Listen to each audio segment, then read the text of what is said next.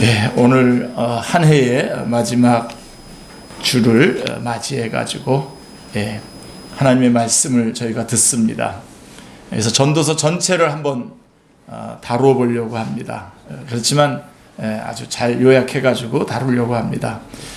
전도서의 주제는 하나님을 경외하라, 이것이 사람의 본분이다 라고 하는 오늘 요절 말씀입니다. 12장 13절 말씀이 요절 말씀인데 전도서의 주제입니다.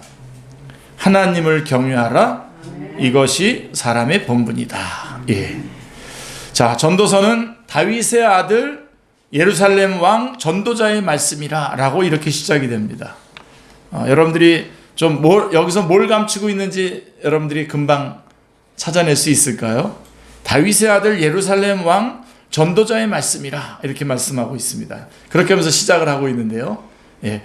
솔로몬이라고 하는 이름을 지금 감추고 있습니다.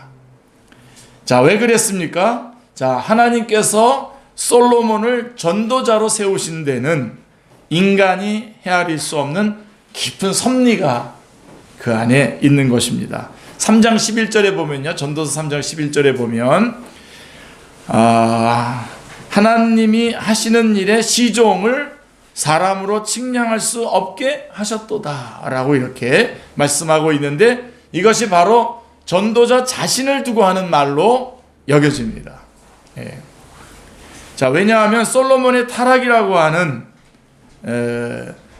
악을 선으로 바꾸셔. 솔로몬이 타락한 그 악을 하나님은 선으로 바꾸셔서 전도자로 삼으셨기 때문입니다. 자, 다윗의 타락을 통해서 허물의 사함을 받고 자신의 죄가 가리워진 자는 복이 있도다 라고 하는 시편 32편 1절 말씀에 나오죠. 그래서 다윗은 그 다윗의 타락을 통해서 하나님께서는 칭의교리를 계시해 주셨습니다. 칭의교리. 예. 허물의 사함을 받고 자신의 죄가 가리워진 자는 복이 있도다. 예. 뭐 칭의교리에 있어서 아주 결정적인 요절입니다. 이 시편 32편 1절의 말씀인데요. 예. 그래서 다윗의 타락으로 칭의교리를 계시하셨고요. 또 솔로몬의 타락을 통해서는 내가 해 아래서 행하는 모든 일을 보았노라, 보라 모두 다 헛되어 바람을 잡으려는 것이로다 라고 하는 전도서 1장 14절의 말씀, 하나님을 떠난 삶의 무가치함을 깨닫게 해주셔서 오늘 본문의 요절에 12장 13절에 일의 결국을 다 들었으니 하나님을 경외하고 그의 명령을 지킬지어다 라고 사람의 본분이 무엇인가 하는 참도를 전해주게 하셨습니다. 그러니까 다윗의 타락을 통해서 칭의교리를, 그 다음에 이 솔로몬의 타락을 통해서 인생이 헛되다는 것과 그래서 사람의 본분이 무엇인지를 말해주는 그 계기로 삼으셨다는 것입니다. 그래서 인간 솔로몬은 감추고, 솔로몬이라는 이름은 감추고 자신을 전도자라고 소개하고 있는 것입니다. 이는 마치 전에는 비방자요, 박해자요, 폭행자였던 사도 바울을 이방인의 사도로 세우셔서 후에 주를 믿어 영생 얻는 자들의 본이 되게 하려 하심이라 라고 하심과 같은 그런 섭리겠죠. 그래서 사도 바울의 그런 전에 비방자요, 그런 폭행자였던 그런 자가 지금 이렇게 주님을 위해서 일하는 자가 된 것과 같이 이방인의 사도가 되게 한 것과 같다는 거죠. 인간 솔로몬의 그 타락에도 불구하고 솔로몬을 전도자로 세우시는 그 모습이 같은 섭리인 것이죠. 그러므로 전도서는 솔로몬의 만년에 기록했다라고 볼 수가 있죠. 솔로몬의 마지막 시기에 기록된 저작으로 여겨집니다. 자, 하나님은 솔로몬에게 지혜만 주신 것이 아니라 구하지 않은 부귀와 영화까지 심히 많이 주셨습니다. 기억나시죠? 예. 자, 그렇다면 솔로몬에게 부귀와 영화를 주신 하나님은 그가 타락할 것을 모르셨단 말입니까? 예. 자, 지혜를 허락하신 하나님은 솔로몬의 타락도 허용하신 것입니다. 그런 셈입니다. 그렇죠? 예. 자, 전도서. 자, 권세는 왕이고 지혜는 추종을 불허하고 부귀영화는 비할 데가 없었던 솔로몬이 밑바닥까지 타락했던 그 뼈아픈 경험이 만약에 없었다면 그런 경험이 없었다면 불신자들이 추구하는 모든 사상과 욕망과 심리 상태를 꿰뚫어 보고 있는 이 전도서를 쓸 수 있겠습니까? 예, 쓸 수 없었을 거라고 여겨집니다. 자, 그래서 우리는 이 전도서도 여러분 우리 모든 성경은 다 예수 그리스도에 관한 것이죠. 요한복음 5장 39절에 이 성경이 곧 내게 대하여 증언하는 것이다 라고 했을 때에, 자, 여기서 한번 보십시오. 예표가 솔로몬이고요, 실체는 예수님입니다. 그래서 예수님과 이 솔로몬과 예수님 간에는 같은 점이 있고 다른 점이 있습니다. 다윗의 자손으로 성전을 건축한 것, 지혜가 충만하여 그 소문을 만방에 떨친 것, 인생의 밑바닥까지 낮아진 것, 이거는 같은 점이죠. 유사성입니다. 같습니다. 예수님과. 자, 이 점을 히브리서 4장 15절은 이렇게 말씀하고 있죠. 우리에게 있는 대제사장은 우리의 연약함을 동정하지 못할 이가 아니요 모든 일에 우리와 똑같이 시험을 받으신 이로되 죄는 없으시니라 라고 말씀하고 있습니다. 예. 그래서 그런 면에서 같은 면이 있습니다. 그런데 다른 점이 있어요.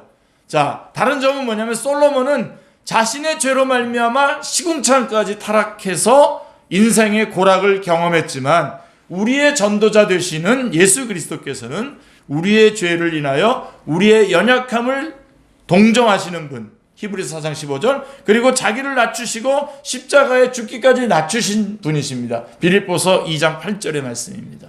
예. 자, 우리 주님은 대속제물이 되시기 위해서 우리의 연약함을 동정하셨으나 솔로몬은 타락으로 인해서 인생의 허물을 체험했다는 점이 결정적으로 다른 점입니다. 예. 그러므로 전도서를 기록한 솔로몬은 자신을 왕이라고 하지 않고 전도자라고 소개하고 있습니다. 전도자라고. 예. 전도자라고 하는 말이 7번 등장하는데요. 하나님께서는 모든 사람들이 추구하는 지위와 명예와 권세와 부귀와 쾌락 등을 다 누리다가 헛됨을 경험한 솔로몬을 전도자로 세우셔서 전도서를 기록하게 하신 것입니다. 참 놀랍죠. 그래서 여러분 이번 올해가 아직 잠깐 남았지 않습니까? 며칠 남은 동안 우리 여러분들이 전도서를 한번 깊이 한번 쭉 한번 차분하게 한번 읽어보시길 바랍니다. 예. 자, 이는 마치 박해자 바울을 들어서 로마서를 기록하게 한 것과 같은 섭리이겠죠. 예. 로마에 가려고 하는 많은 시도들이 이렇게 좌절되면서 로마서를 쓰게 만드셨지 않습니까? 사도 바울로 알고. 예. 그리고 박해자였지 않습니까? 그런데 그가 로마서를 쓰게 하는 그것과 같은 섭리가 바로 이 전도서를 기록한 솔로몬에게 전도자로 세우셔서 전도서를 쓰게 한 그런 섭리가 있는 것입니다. 자, 그런데 전도서를 관찰해 보면 전도자라고 하는 말이 어디에만 나오냐면요, 1장하고 12장에만 나옵니다. 예, 첫 장에 1절, 2절, 12절에 나오고요. 마지막 12장의 8절, 9절, 10절에 전도자라고 하는 말이 3번씩 집중해서 나오고 있는 것을 보게 됩니다. 그러니까 전도서를 통해서 말씀하려고 하는 핵심적인 주제가 첫 장과 마지막 장이 들어있다는 것을 우리가 알 수 있는 것이죠. 예.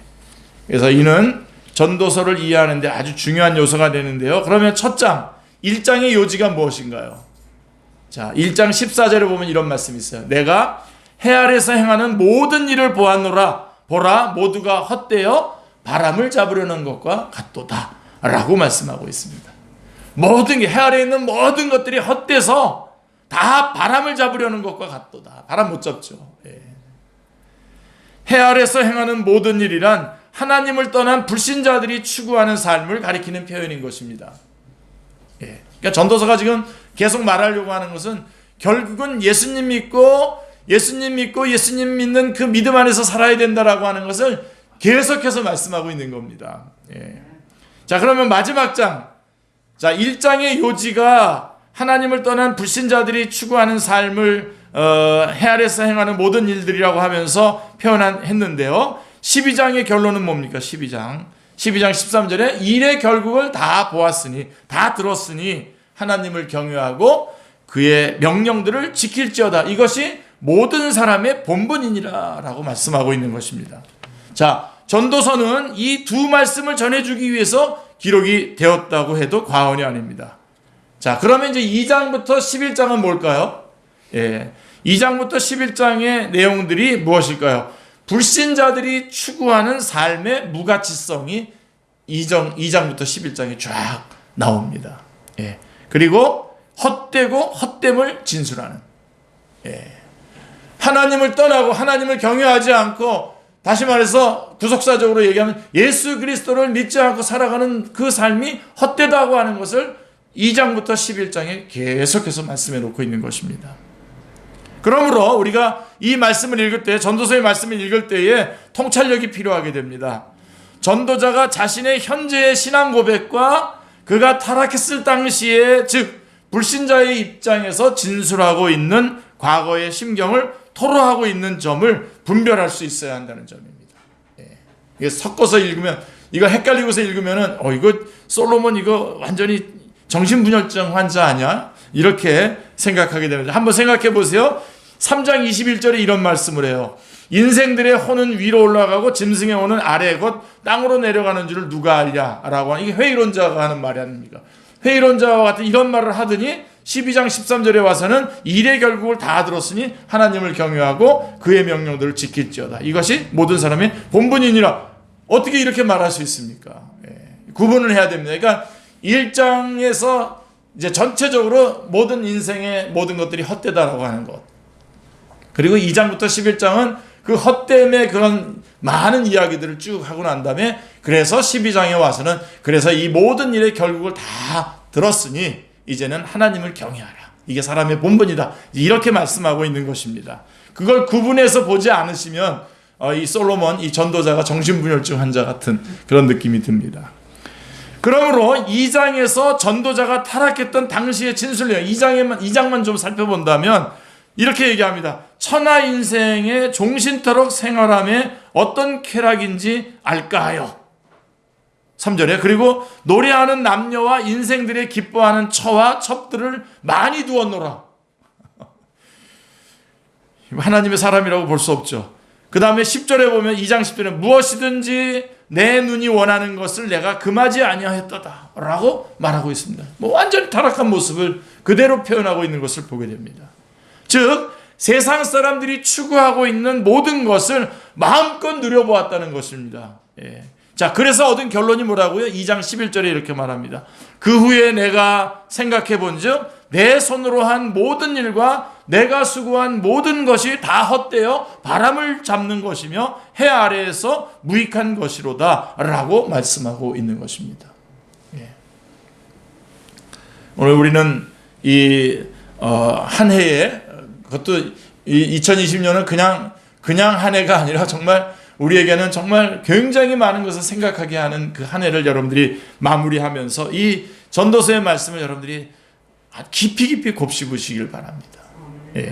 자, 왜 만족이 없었습니까? 어떻게 하면 만족이 없습니까? 어째서 만족이 없습니까? 3장 11절에 답이 나옵니다.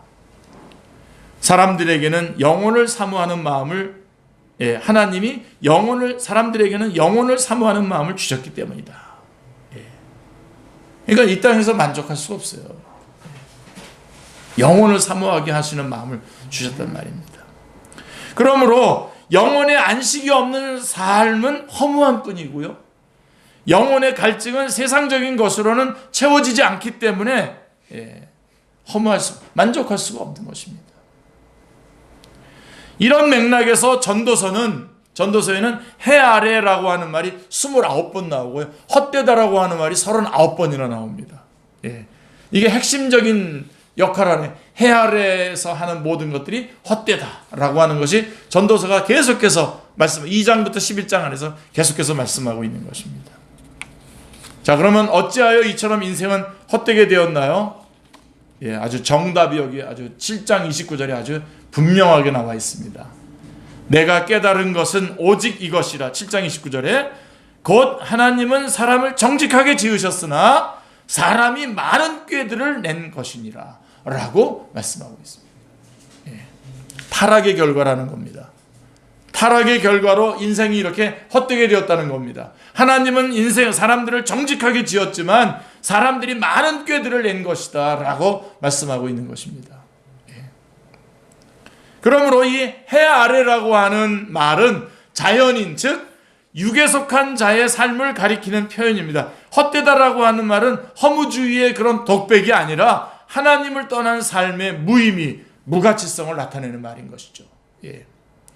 그래서 어째서 해 아래라고 표현했습니까? 자, 이것에 대해서 빛을 비춰주는 말씀이 로마서에 나옵니다. 로마서에는 아래라고 하는 말이 네 번 나오거든요. 네 가지가 나오는데 율법 아래라고 하는 말이 나와요. 율법 아래 산다. 3장 19절에 나오고요. 그 다음에 죄 아래 산다라고 하는 말이 또 나옵니다. 로마 3장 9절에 나오고요. 그 다음에 심판 아래, 이것도 3장 19절에 나오고요. 그 다음에 하나 나오는 게 이제 뭐냐면 은혜 아래 산다라고 하는 것이 6장 14절에 나옵니다. 그래서 하나님을 떠난 삶은 죄 아래 있는 삶입니다. 그러니까 전도서식으로 말한다면 해 아래 살아가는 삶을 말하는 것이죠. 자, 이들을 위해서 하나님은 자기의 아들을 대속제물로 십자가에 높이 달리게 하심으로써 은혜 아래, 죄 아래 있는, 해 아래 있는 자들을 은혜 아래 살 수 있게 해주신 것입니다. 예수 그리스도를 통해서. 아멘. 아멘입니다. 우리 올해 내내 변함없이 정확한 부분에서 아멘을 많이 해주셨어요. 우리 영희 집사님. 정말입니다. 은혜 아래 살 수 있게 해주십니다. 모든 사람은 예외 없이 해 아래서 살고 있지만 하나님을 경외하는 사람들은 해 아래라는 일반 은총만이 아니라 해 아래 살고 있는 일반 은총이 있습니다.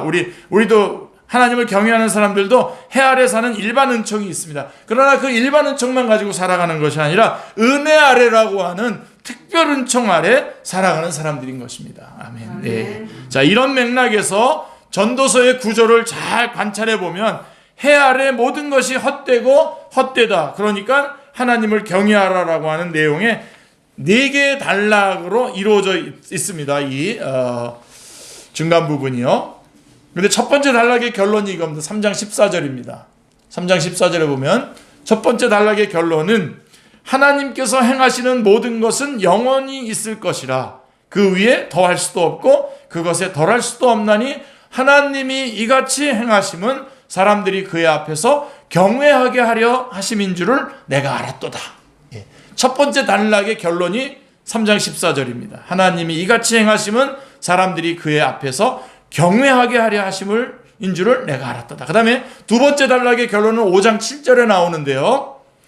꿈이 많으면 헛된 일들이 많아지고 말이 많아도 그러하니 오직 너는 하나님을 경외할지어다 라고 이렇게 말씀하고 있습니다. 그리고 세 번째 단락의 결론은 7장 18절에 나오는데요. 너는 이것도 잡으며 저것도 내 손에서 놓지 아니하는 것이 좋으니 하나님을 경외하는 자는 이 모든 일에서 벗어날 것임이니라 라고 하나님을 경외하는 자를 계속해서 말씀하고 있습니다. 그리고 네 번째 단락의 결론은 8장 12절인데요.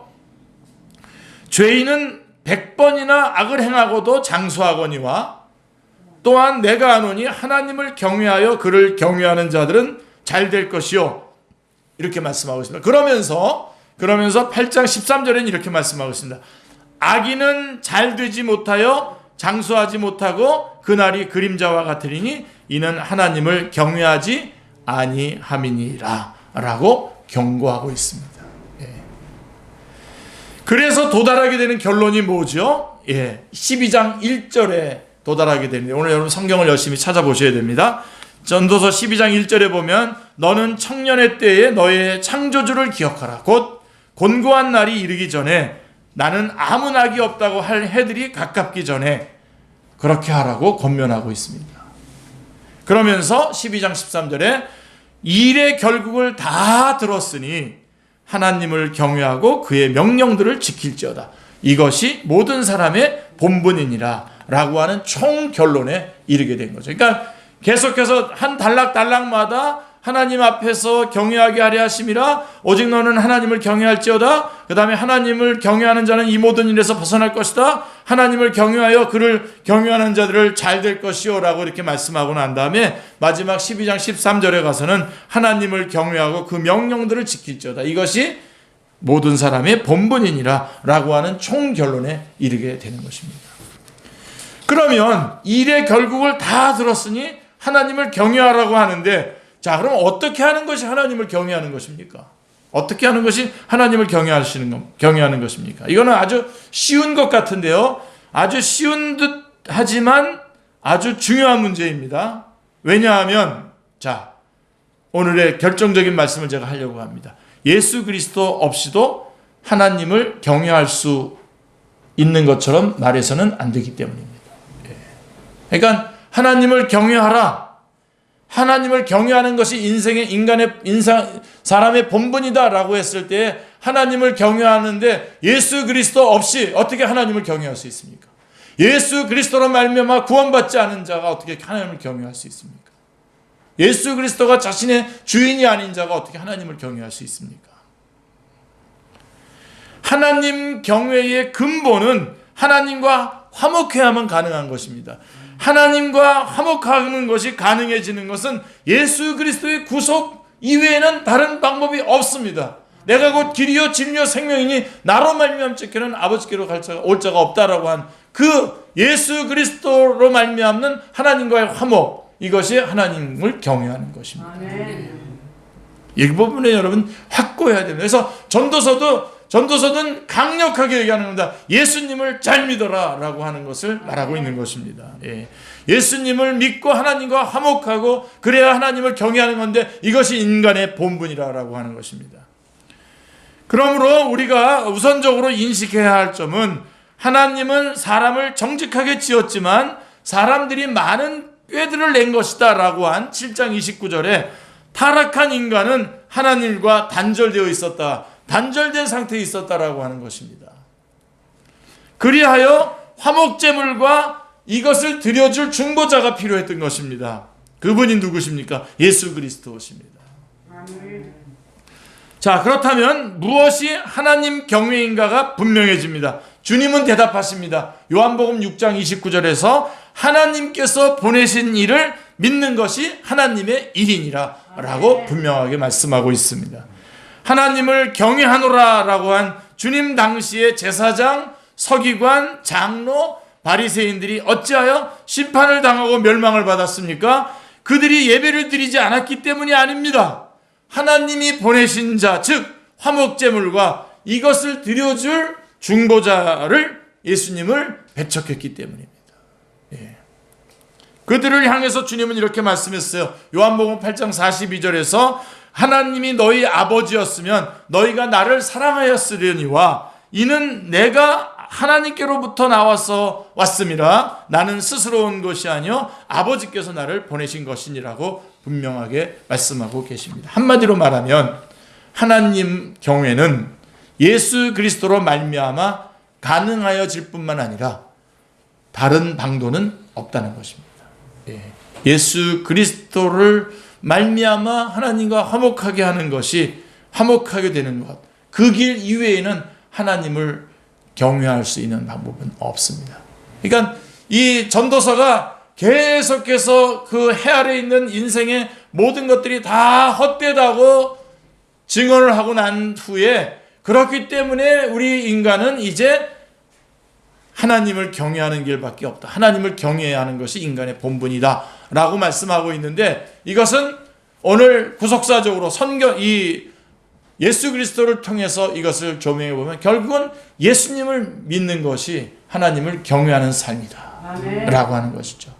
그래서 돌이켜보라는 겁니다. 올 한 해를 여러분들이 쭉 돌이켜볼 때 정말 내가 예수님을 잘 믿었는가, 예수님을 잘 믿고 그 예수님의 말씀에 순종하며 살아갔는가를 점검해 봐야 되는 것입니다. 그래서 전도자는 마지막에 이르러서 자신이 한 말이 있어요. 두 가지가 있는데 12장 10절에 보면 진리의 말씀들을 정직하게 기록하였느니라 라고 한 말씀하고, 12장 11절에 보면 여러분들이 깜짝 놀랄 말씀이 나와요. 다 한 목자가 주신 바니라 이렇게 돼 있어요. 한 목자가 주신 바니라. 자, 10절에 진리의 말씀들을 정직하게 기록하였느니라 라고 진리가 나오고요. 그 다음에 12절에 다 한 목자가 주신 바니라 라고 말씀하고 있습니다. 그러니까 진리와 목자를 말씀하고 있는데, 진리와 목자는 누굽니까, 여러분? 예, 이 점에서 구속사에 우리가 진전을 볼 수가 있는 건데요. 구약 시대에는 하나님을 나의 왕이라고 말씀하고 여호와는 나의 목자라고 말했습니다. 그런데 신약 시대에는 그리스도가 왕이요 목자라고 하십니다. 왜냐하면 볼 수 없는 하나님이 볼 수 있는 그리스도로 임마누엘, 예, 우리가 지난 이 크리스마스 시즌을 쭉 보내면서 우리가 계속해서 봤던 거 아닙니까? 임마누엘, 예, 예수 그리스도께서 볼 수 있게 임마누엘로 우리 가운데 임했기 때문입니다. 예. 그러므로 다 한 목자가 주신 바라 라고 하는 말씀을 통해서, 한 목자가 주신 바라 라고 하는 말씀을 통해서 해 아래서, 예, 바람을 잡으려는 것과 같은 헛된 삶을 추구하고 있는 자들을 참 목자에게로 인도해 주고 있는 것입니다. 예. 누굽니까? 참 목자, 예, 예수 그리스도입니다. 여러분, 인생이란 시행착오를 교훈으로 삼을 수 있는 두 번째 기회가 주어지지 않는 것입니다. 두 번째 기회가 주어지지 않습니다. 그러므로 전도서는 해 아래 살아가는 모든 사람들이 추구하는 온갖 것을 다 소유하고 경험해본 한 전도자의 뼈아픈 충고를 통해서 읽는 이와 듣는 자로 하여금 슬피 울며 이를 가는 일을 당하지 않게 하시려고 하는 하나님의 또 다른 구원의 초청인 것입니다. 네. 전도서의 말씀을 통해서 이 하나님의 초청을 받는 우리 축제 성도님들 다 되시길 바랍니다. 자, 이 전도서는요, 유대인들이 초막절에 낭독했다고 합니다. 초막절에 낭독하는 말씀이 전도서예요. 네. 이는 인생 여정이 초막에 머물다가 떠나는 행인과 나그네와 같은 삶임을 일깨워주기 위해서인 것입니다. 우리의 인생이 바로 이 행인과 나그네와 같은 삶임을 분명하게 말씀해 주기를 원하는 말씀이 바로 이 전도서의 말씀인 것입니다. 전도서는 하나님 경외로 끝을 맺는 게 아니에요. 여러분, 거기 13절 말고 14절에 보면요, 전도서 마지막 절에 보면요, 하나님은 모든 행위와 모든 은밀한 일을 선악간에 심판하시리라 라고 하는 심판으로 끝맺고 있습니다. 구원과 심판은 동전의 앞뒤와도 같습니다. 그러므로 전도자는 이 둘을 함께 말해 주어야만 하는 것이죠. 예, 오늘날도 마찬가지입니다. 오늘날도 우리가 전도할 때도 이 하나님의 심판과 하나님의 구원을 같이 말씀해 주어야 되는데요. 전도자는 복음 초청을 거절하는 자들을 향해서 11장 9절에서 그러나 하나님이 이 모든 일로 말미암아 너를 심판하실 줄 알라 라고 경고하고 있는 것입니다. 우리에게는 어떤 경고일까요? 우리 이미 그리스도 안에서 예수님을 믿고 있는 우리들에게는 예수님 잘 믿어라 라고 하는 경고입니다. 예수님 잘 믿어라 이겁니다. 여러분, 웨스트민스터 신앙 소요리 문답 1번이 뭡니까? 인생의 제일 되는 목적이 무엇입니까? 이렇게 물어놓고 답이 뭡니까? 하나님을 영화롭게 하고 하나님을 영원토록 즐거워하는 것이다 라고 했습니다. 다시 일로 돌아오셔야 됩니다, 여러분. 그리고 사람의 본분이 뭐라고요? 오늘 전도서 12장 13절은 뭐라고 얘기합니까? 하나님을 경외하고 그의 명령들을 지킬 것이니라 말씀하고 있습니다. 그래서 여러분, 하나님을 경외하는 것은 예수님을 잘 믿는 겁니다. 한 해 잘, 예수님 잘, 아직도 며칠 남지 않은 이 한 해 예수님 잘 믿으면서 마무리하시고요. 내년에도 특별한 계획 세우지 마시고요. 여러분, 특별한 계획 세우지 마시고요. 딱 하나 또 다시 여러분 계획 세우세요. 예수님 잘 믿어야 되겠다. 예수님 잘 믿어야 되겠다. 그런 계획을 여러분 세우시길 바랍니다. 남은 생에 성령님 우리 안에 역사하셔서 이 사람의 본분을 잘 감당하도록 역사해 주시기를 주님의 이름으로 축원합니다. 기도하겠습니다. 하나님 아버지, 올 한 해 내내 주님께서 저희들에게 귀중한 말씀들을 많이 주셨습니다. 그러나 주님, 이 마지막 주에 저희들이 하나님의 말씀을 들을 때에 정말로 예수님을 잘 믿었는지 돌이켜보게 됩니다. 하나님, 얼마 남지 않은 올 한 해도 예수님 잘 믿게 해주시고 다음 한 해를 또 주님께서 저희들에게 허락하실 때에 특별한 계획 따로 세우지 않고 다시 한번 예수님을 잘 믿기로 결심하는, 그래서 인간의 본분을 잘 감당하기로 결심하는, 인생의 제일 되는 목적을 잘 감당하는 우리 축제의 모든 식구들 다 되게 하여 주옵소서. 감사드리오며 주 예수 그리스도의 이름으로 기도드리옵나이다. 아멘.